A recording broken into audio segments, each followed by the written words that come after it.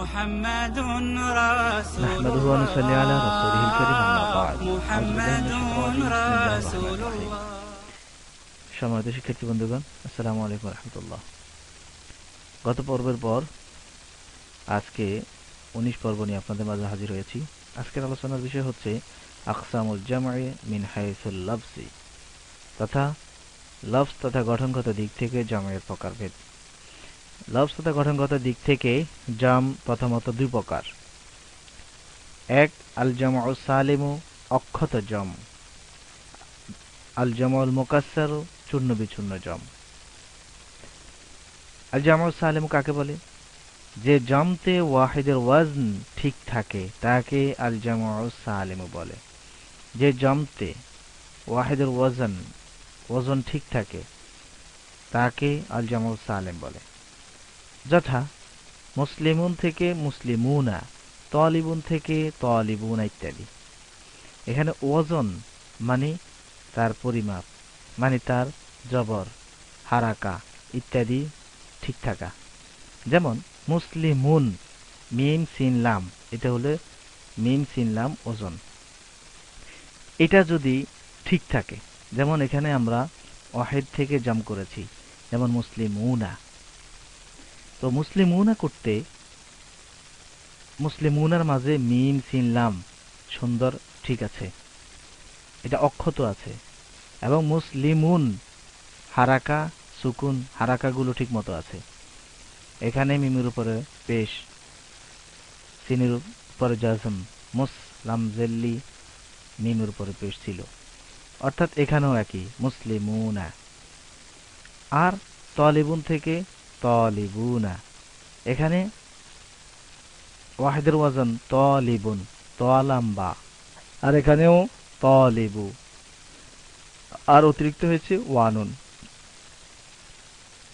তাহলে এটা জামু সালেম, এটা অক্ষত জাম, এটা ঠিক আছে। আর আল জামুল মুকাসসারু কাকে বলে?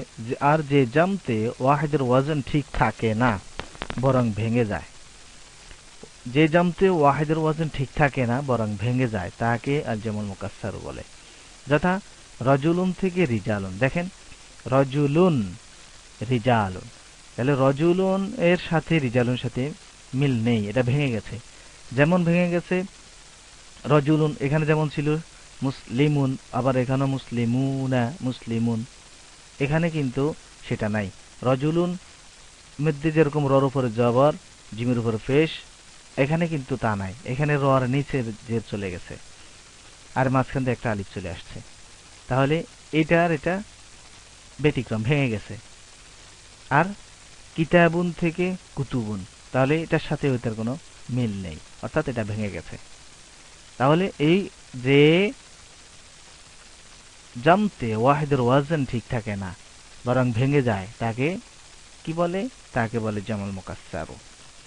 এবার আসুন, আল জামু সালিমু এর অপর নাম আল জামউস সহিহু, আল জামউল মুসাহহাহু, আল জামউত তাসহিহু, আল জামউস সালামাতু ইত্যাদি।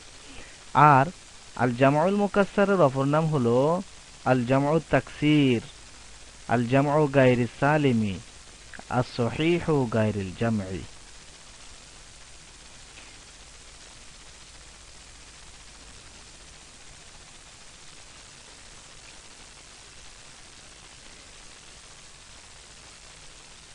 এরপরে এবার দেখেন, ওয়াহিদের ওয়াজন বহাল থাকা অর্থ তার হারফ এর সংখ্যা, ধারাবাহিকতা, হারাকা, সুকুন সমূহ ঠিক থাকা।